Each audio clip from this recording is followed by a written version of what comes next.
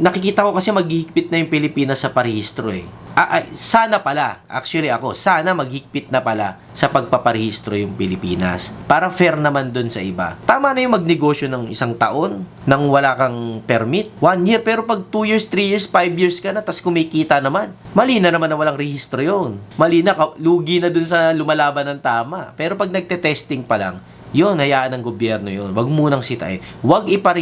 Wag i-hindrance na mag-start ng walang rehistro. Kumbaga, wag naman sana kasi hindi makapag-testing ability yung mga Pilipino. Pero after some time, yun na, parehistro na 1 year, 2 years. Pero sukat ko talaga 1 taon, okay na. Pag nakita mo na 1 year, okay, parehistro ka na. Pag naman 1 year, wala pa din at talagang malabo, either isara mo na yung negosyo mo kasi hindi talaga or mag-start ulit ng bagong testing. Pero pag 1 year nang gumagana yung testing, parehistro na yun. Para fair naman. Goals goals talaga dun sa lumalaban ng tama pag matagal na. Meron ka pang makikita yung kalaban mo pala na malakas din, yung umagaw ng market mo, malalaman mo hindi pala nakarehistro. Mababa trip ka talaga kaya pala nakakataga ng presyo eh. Kasi hindi naka-compliance eh. Ang laking porsyento ng cost sa rehistro, ang laking porsyento ng cost. Pag pinasa mo sa discounted sa price mo yun, ang laki nun. Talagang deciding factor yun kung sa'yo bibili o doon sa kalaban.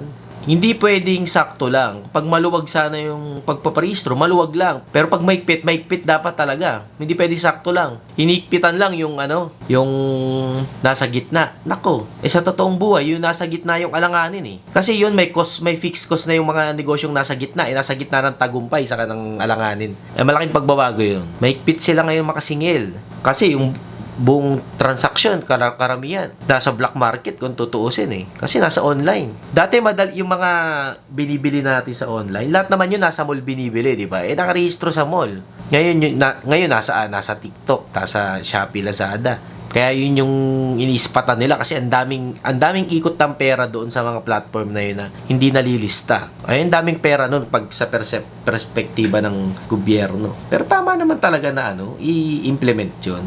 Tama lang talaga. Ang negosyo dapat nakarehistro. Sa akin lang, hindi magrehistro bago mag-testing o bago magsimula. Yun lang ang aking pinupunto na hindi mo kailangan magrehistro bago mag-testing. Kasi nagiging dahilan para hindi makapagsubok yung future entrepreneur. Pero pag gumagana na, yun, i-required ng iparehistro. Yun ang aking botong sitwasyon. Huwag naman sobrang higpit na bago ka mag-start, magbenta ng isa, dapat nakarehistro ka na. Sa ibang bansa kasi ganun, di ba? Yung may mga bansang hindi ka talaga makakapag-testing. Dito pa nga sa Pilipinas, mapalad pa tayo. Kaya mong mag-testing magbenta ng produkto mo sa market na hindi ka pa sure. Kasi wala ka pang commitment sa papeles. Huwag sana yun ang higpitan. Kasi yun ang mali. Masasakal naman nun yung pag-encourage natin sa mga Pilipino na mag-testing magnegosyo. Yun naman ang bad effect nun. Pag sa umpisa pa lang pinagbawalan na kagad mag-testing makabenta o mag-execute ang lahat. Sabi doon sa pag-check ko nung isang araw, wala ka naman talagang babayaran kapag wala kang ganito kalaking kita. Pag walang ganito kalaki yung total annual income mo. Pero maliit lang yun eh. Lalagpas at lalagpas naman talaga doon. Doon may inspire yung iba. Wala naman palang babayaran eh. Maliit lang yung kita ko. Pero ang katotohanan doon, di totoo yun. Yari ka doon. Pag nakalista ka doon, sunod-sunod na letter mo, may darating na sulat na ganito, bakit ilang buwan na, hindi ka pa nagpa-process doon sa isang ahensya. Kasi somehow, nagtitimbrihan din yan. Itong mga listahan na to, nakalista na dito yan. Supposedly, after certain months, dapat nakapag-apply ka na rin doon sa isang ahensya. Ang bad effect, na-stress yung entrepreneur. Nakaka-stress pag nakakatanggap ka ng ganun eh. May stress ka doon. Ba't ka may stress? Wala namang malinaw na impormasyon kung paano ba talaga yon. Ikaw na negosyante, matatakot ka. Ang ending, hihinto mo na lang yung pagnenegosyo mo. Yun ang ayoko mangyari na masakal yung pagpapadami ng mga entrepreneur sa Pilipinas dahil sa iniimplementang rehistro. Dapat maging positive yung effect. Dapat makatulong siya sa mga negosyante, hindi makabawas ng pwedeng mga maging negosyante. Ayan, kita niyo yung tatlo kasi ang benepisyo, di ba? Na standard sa simula, yung PhilHealth, SSS, Pag-ibig. Ngayon, nalaman, kaya ka napadala ng love letter mula sa Pag-ibig kasi nakalista ka somewhere. Nakalista ka sa ibang ahensya, nagpalista ka doon. Isa either kumuha ka ng kung saan man. Ngayon, nasilip nila yon. Sabi na Pag-ibig, bakit ilang panahon na ilang buwan na nakalipas, hindi ka pa nakakapagpalista sa pag-ibig. Mali yan. Dapat, after mo nasa batas yun, after mo magpalista dito sa isang ahensya, yung tinutukoy kong ibang ahensya, yung magkakaibukod kasi yun sa business name registration, DTI or SEC, tapos sa munisipyo, sa barangay, yun ang kinukonsider kong BIR, iba-ibang ahensya. O may nasilip yun na ahensya na nandun na yung pangalan mo. Kaso ikaw, wala ka pa sa pag-ibig. Anong dapat gawin? Pag may letra na, huwag walang bahala. Dapat harapin. Dapat puntahan. Dapat prosesuhin. Kasi pwede naman makiusap dyan. Pwede naman makipag-usap. Pero pag sinawalang bahala, ay nako, masasakit ang ulo sa dulo. Iba-iba naman sila, pero noon dati kasi clear yung path. Before ngayon lang nagkakagulo-gulo. Dati clear yung path. Dito ka muna magsisimula, after nyan, requirement kasi yan sa next step, tas yung requirement yan sa next step. Ngayon nagkanda bungi-bungi na. Ngayon kahit magsimula ka na dun sa gitna, kahit magsimula ka na dun sa dulo, pwede na. May proseso na. Dati, sunod-sunod bakit kaya ganun? Syempre, kahit sa parang ano lang yan, customer O, dito ka na muna sa amin magsimula. At least, nandito, pumasok ka na dito sa amin. May application ka na dito, nakabayad ka na ng processing fee. Dati, clear lang. Simula doon sa lugar mo, palaki ng palaki. Yung saklaw. Ngayon, naguguluhan na ako Pwede ka na mag-start dito kagad sa dulo. May ganun na ngayon Hindi ko na inabot yung magulo ngayon. Ngayon, bayad na lang ako ng consultant. Pero yung main strategy, kung paano i-set up yung buong legalities ng mga negosyo, yun ang wala pa sa Google. Kung paano pinakamainam na i-set up dito sa sitwasyon natin. Siyempre, naghanap pa rin tayo ng paraan para makakatipid at hindi makakapag-doble-doble ng rehistro at gastos. Anong pinaka-best na way, pero comply pa rin sa batas. Daming pagbabago sa legalities. Ang pagpaparehistro rin kasi, iniisip mo rin dyan yung future Lalo na kapag may malaki kang balak, may malaki kang plano, tayo, di ba? Hindi ka lang naman nagnegosyo na ito lang. Yung moment na nagparehistro ka, alam mo na hindi lang ito yung sitwasyon ng negosyo mo. Papalakihin mo yan, o i-extend mo yan, expand mo yan. Ngayon, yung rehistro mo ngayon, hinahanda mo na talaga yan sa future.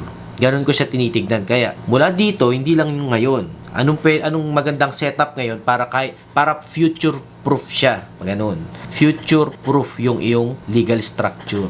Moving forward, i-holding company ba yan? O iwahiwalay talaga? O i-consolidate yung magkakaparehas na negosyong hawak mo? Nakikipagtulungan na kasi yung mga marketplaces Dati, magkahiwalay pa sila. Ngayon, nakikita ko din na nakikipagtulungan na yung mga marketplaces sa gobyerno. Kaya makakatimbre na sila na talagang madami. Hindi natin alam kung paano nangyari. Pero dapat lang naman talaga. May positive din doon. Kasi para umikot talaga kasi lahat ng malalaking marketplaces dito sa Pilipinas, kung mapapansin nyo, hindi atin. Hindi sa Pilipino. Although sabihin na natin mas malaki yung porsyento na Pinoy doon, pero hindi atin yung mga kumpanya na yon. So malaki ang tsansa na yung cash flow ng mga yon lumalabas ng Pilipinas. Kaya sumisikip yung daloy ng pera natin dito. Kaya feeling natin ang hirap-hirap natin. Pag nasilip talaga yon din ng gobyerno, di mainam, mare-required na paikutin yung pera dito. Kaso nga lang, hindi na naman natin masabi.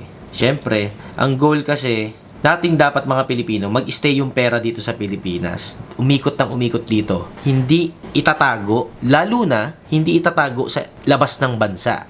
Yun kasi yung nakakahirap sa atin Nakakahirap siya dahil ang konti ng sirkulasyon ng pera kasi may mga ilang entity o tao na iniipon yung pera sa labas ng bansa. Doon ini-invest, doon iniimpok, tapos hindi sa atin rini-reinvest. Nari-reinvest doon sa ibang bansa. So, sinong gumiginhawa ang buhay? Yung ibang bansa.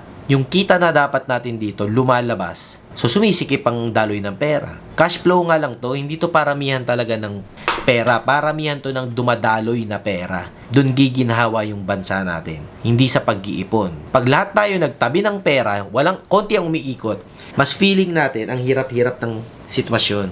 Kaya ang trabaho ng entrepreneur, paikutin yung pera. Kasi ang mga employees nag-iipon. Pero ang trabaho ng entrepreneur, paikutin yung pera. Kasi walang ibang may kayang magpaikot ng pera, negosyante lang, entrepreneur lang.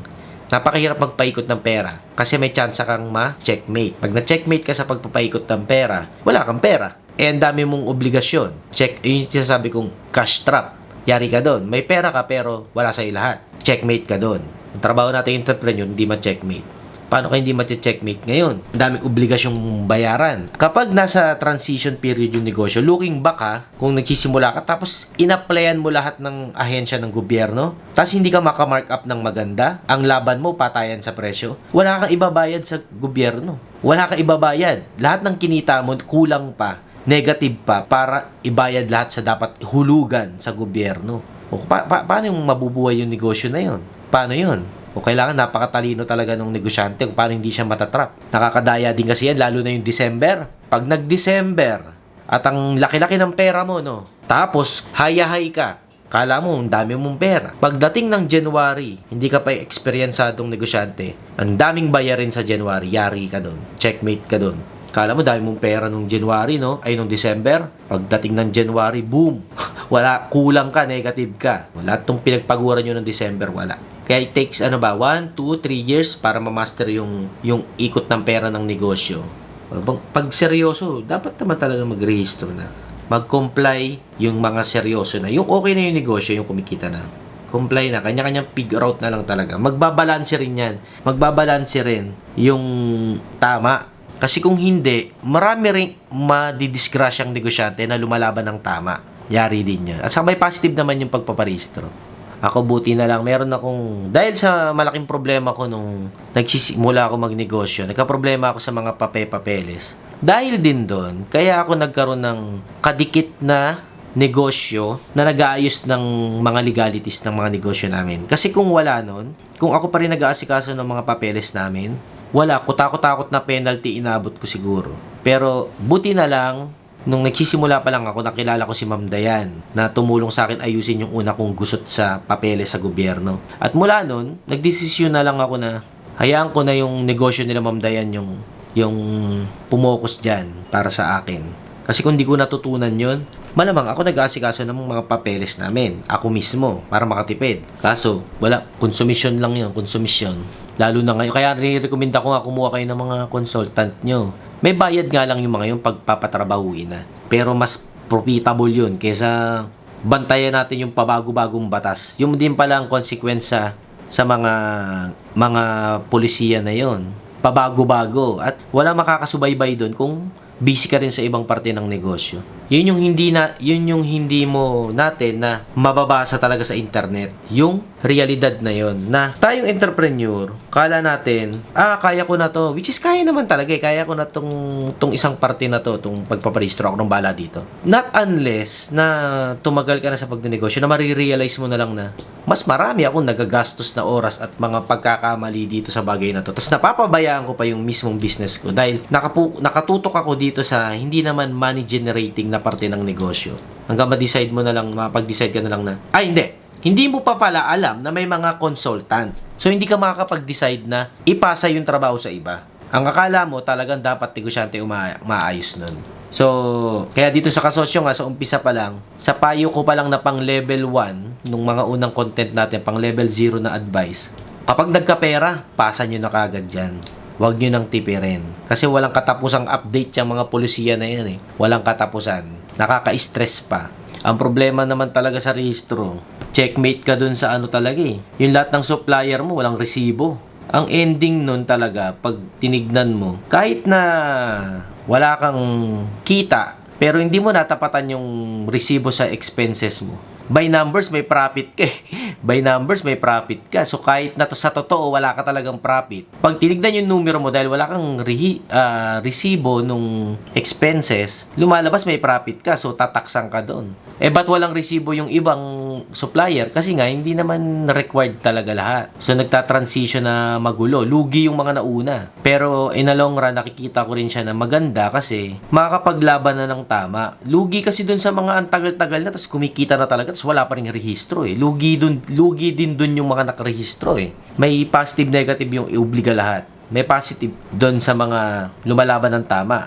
Kaso doon sa mga hindi buo ang loob, umaatras sa commitment ng parehistro eh. Kasi parang mahal-mahal. Ang gastos din ba talaga magparehistro? So talaga itong January, February, naubos yung isip ko paano i-strategize yung pagpaparehistro. Pag naman kinonsolidate, ito kasi ang problema sa pagpaparehistro, pag kinonsolidate mo lahat ng negosyo mo o kabuuan ng negosyo mo sa isang rehistro lang, delikado rin siya kung tutuusin. Kasi pag sumabit yung isang mong negosyo, apektado yung iba, hindi ka diversify. Kaso pag pinarehistro mo lahat naman, yari ka naman sa pag-aasikaso nun at saka sa mga kabayaran ng pag-aayos na yon. Paano yon?